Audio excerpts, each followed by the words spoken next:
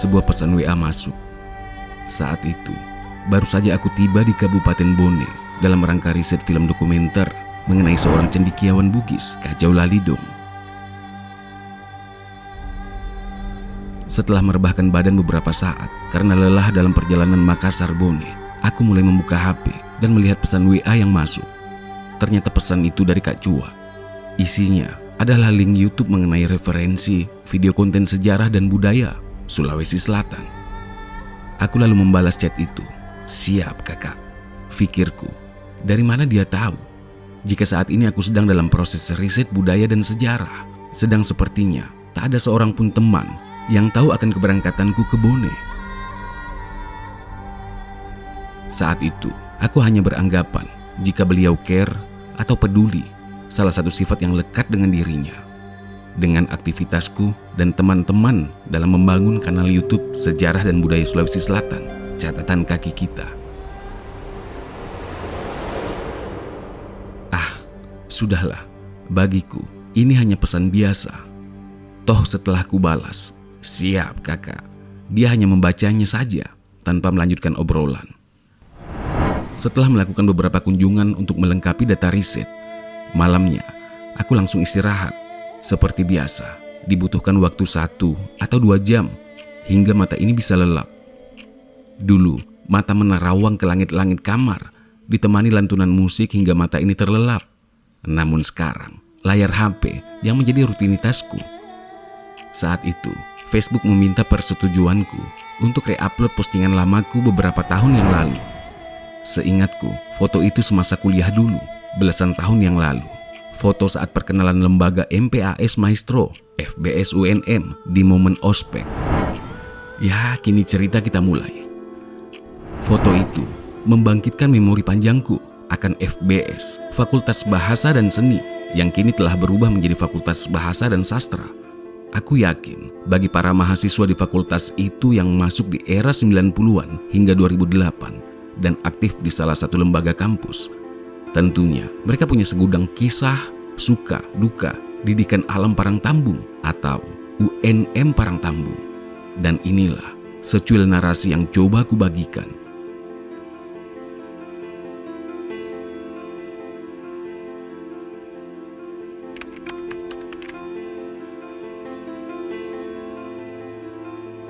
Sebagai mahasiswa baru di tahun 2002, proses ospek kami lalui hampir 2 mingguan lamanya dengan menghilangkan hak asasi manusia kami sebagai manusia.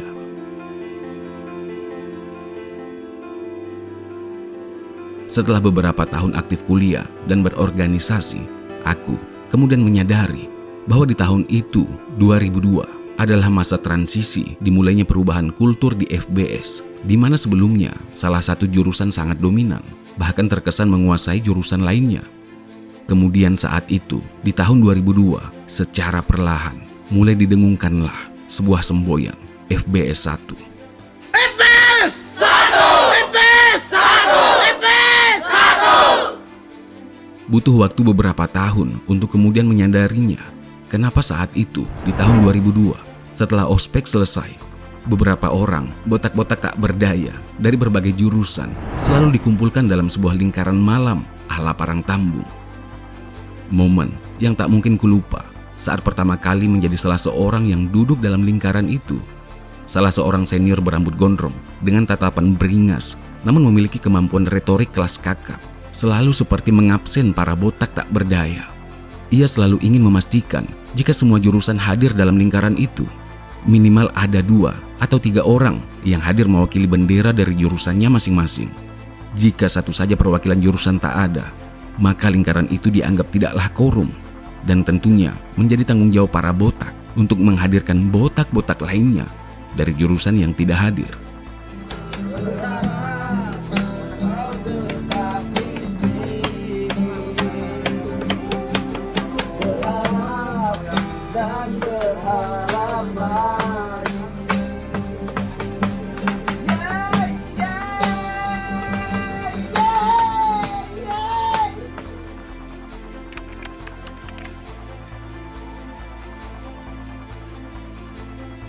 Inilah lingkaran tempatku dan para botak lainnya diperkenalkan tentang tradisi FBS 1. Dalam putaran Om Robin, dimix dengan ekstra jos, kami menerima doktrin tentang fungsi kata maha yang menyanding kata siswa hingga menjadi mahasiswa. Bagaimana memiliki kekuatan yang bukan hanya fisik, melainkan mentalitas demi memperjuangkan ketidakadilan yang dipertontonkan oleh penguasa.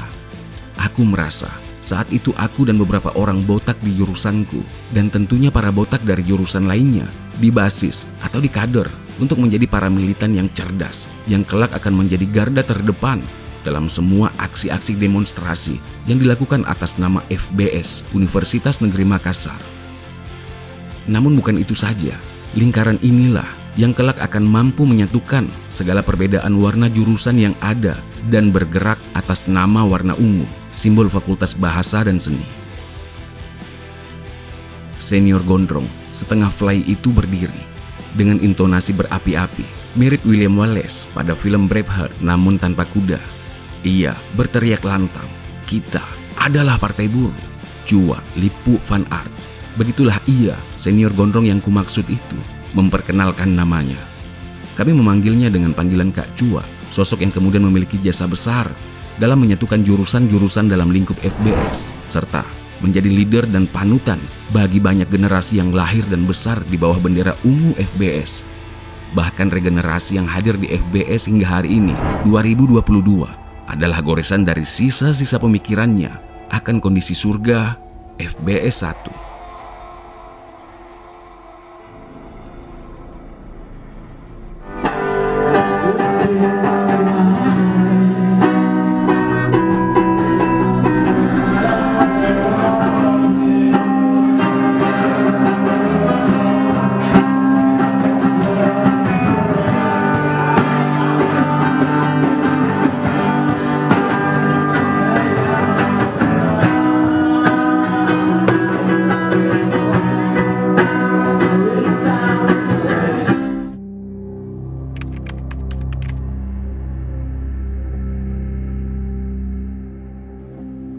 Selanjutnya, apa itu Partai Buruh atau yang biasa kami singkat dengan PB di FBS kala itu? Partai Buruh atau PB tentunya bukanlah sebuah partai politik yang biasa kita dengar dan pernah mengikuti pemilu di tahun 1999 dan seterusnya. Partai Buruh yang kami maksud hanyalah penanda lingkaran kami saat itu, sekedar nama, hanya nama. PB hanyalah sebutan bagi siapa saja mahasiswa FBS yang memiliki garis perjuangan yang sama, yaitu maju melawan atau diam tertindas, sebab mundur adalah sebuah pengkhianatan. Karena kami yakin suara rakyat adalah suara Tuhan, dan kekuatan rakyat bersama mahasiswa tak mampu dibendung oleh kekuatan apapun. Aku kembali dalam kesadaranku malam itu, jauh 20 tahun ke belakang. Kisah itu masih lekat dalam ingatanku, dan tentunya doktrin dari Kak Chua Lippu Van Aert serta teman-teman angkatan 99-nya itu sangat berhasil mengubah paradigmaku dan teman-teman botak saat itu tentang eksistensi, visi, dan mimpi akan sebuah perubahan.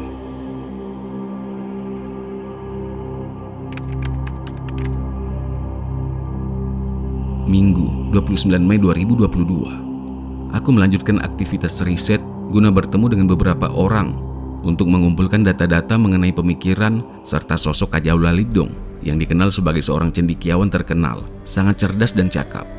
Salah satu pemikiran Kajau Lalidong aku temukan dalam diskusi dengan seorang budayawan di sana.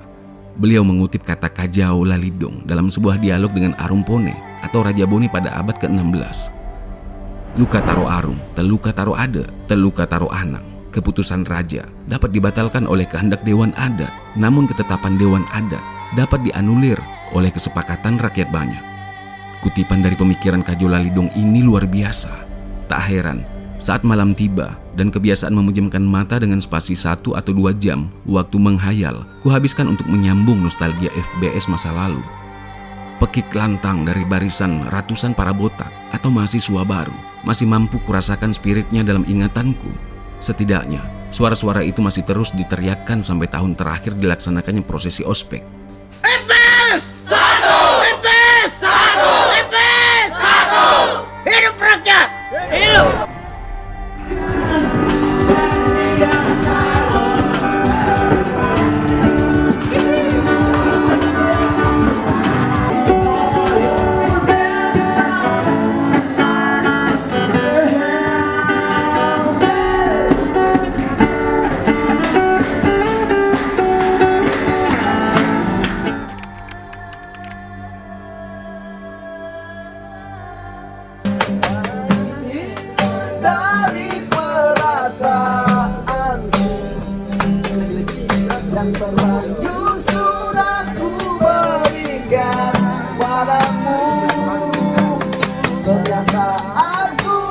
Kembali tentang cerita duduk melingkar saat malam hari di kampus.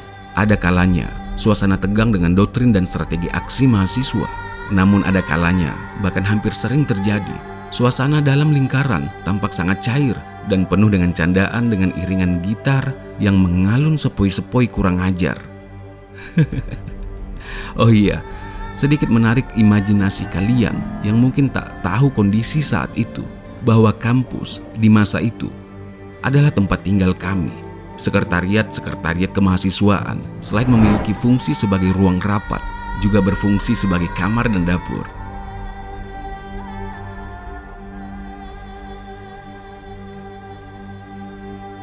Nah, kita lanjut. Tradisi yang tentunya tak pernah dilewatkan saat melingkar di malam hari, saat setengah kesadaran mulai melayang, wajah mulai memerah, dan tatapan mulai menyempit. Itulah tanda saatnya lagu-lagu Rolling Stone dinyanyikan. Saat itulah sosok Kak Chua dari Che Guevara atau William Wallace pada film Braveheart kemudian bertransformasi menjadi Mick Jagger. Lagu andalan sejuta umat yang membuat semua yang hadir dalam lingkaran wajib bernyanyi adalah Honky Tonk Woman. Saat itu, suasana kebersamaan dan persaudaraan terasa kental. Sekat antara senior dan junior tentunya tak ada lagi.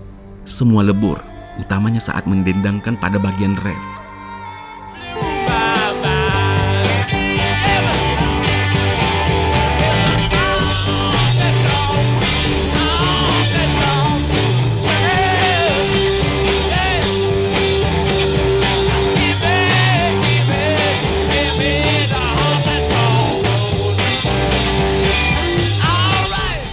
Spirit dari band The Rolling Stone masuk dalam benak dan pikiran kami masing-masing, utamanya dalam filosofis logo, lidah melet, yang diartikan anti-otoriter atau lambang protes layaknya seorang anak kecil menjulurkan lidahnya yang sedang menantang orang lain.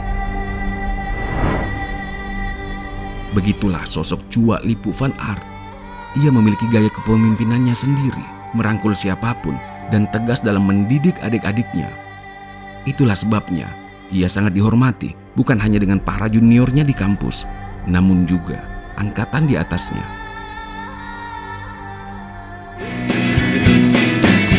I'll never be your miss burden. Just let go home.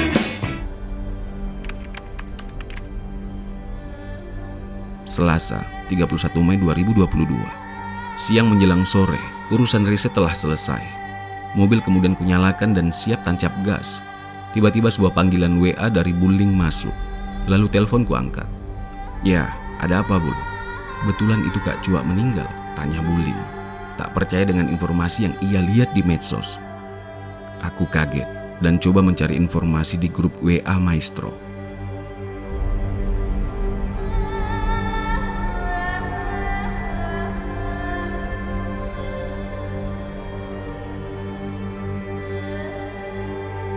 Tidak ada Kak Chua, bro. Ternyata benar. Puluhan chat yang isinya tentang ucapan berkabung akan kepergian Kak Chua. Jariku terus meng-scroll chat di grup WA itu. Beberapa foto-foto Kak Chua mulai diupload satu persatu. Tak banyak foto tentang kondisinya saat terbaring di rumah sakit.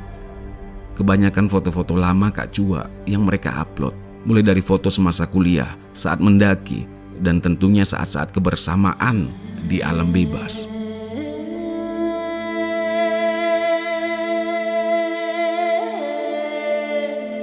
Jariku berhenti meng-scroll di grup WA itu.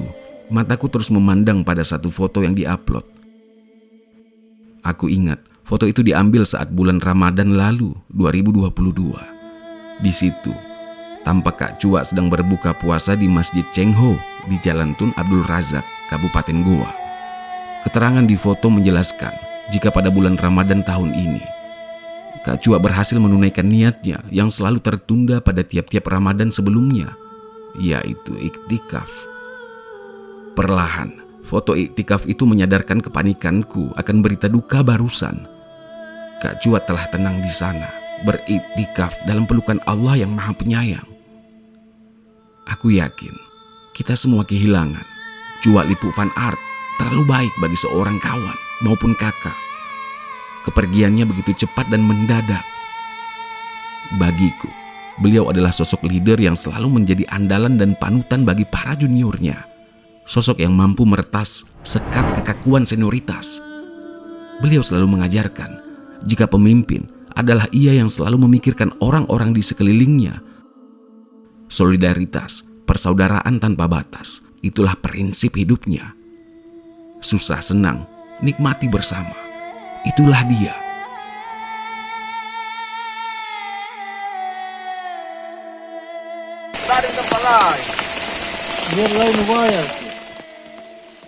Satu mimpi dari sekian banyak impian dalam hidupnya yang aku ketahui adalah membuat reuni alumni FBS dari lintas generasi, diawali dengan reuni alumni angkatan 99. Saat itu, mimpi untuk mempertemukan orang-orang yang ia cintai akhirnya terwujud. Kali ini bukan hanya antara alumni 99, tapi segenap mahasiswa dan alumni lintas jurusan, lintas fakultas, bahkan lintas universitas, dan beberapa komunitas pecinta alam hadir untuk mengirimkan doa untuknya. Al-Fatihah.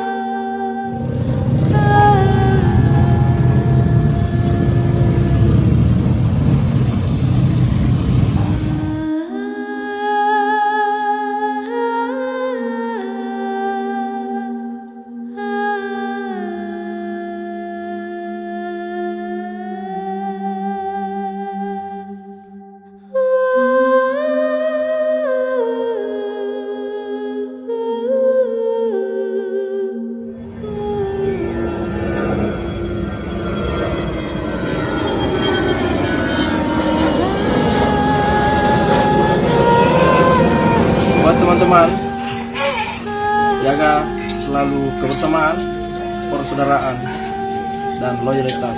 Yang terpenting adalah totalitas. Oke, salam untuk semua.